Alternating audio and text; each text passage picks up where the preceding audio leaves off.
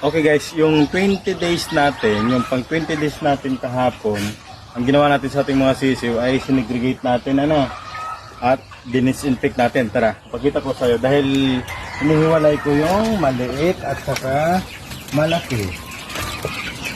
So, ganito ang ginawa natin. Gumawa tayo ng segregation. So, ito, binukod natin yung maliliit at saka ito yung medyo nakakalamang. So, pakita ko sa iyo ang nag-iisa. Yan. Yan. Makikita mo ang nag-iisa. Yan. Napakabansot.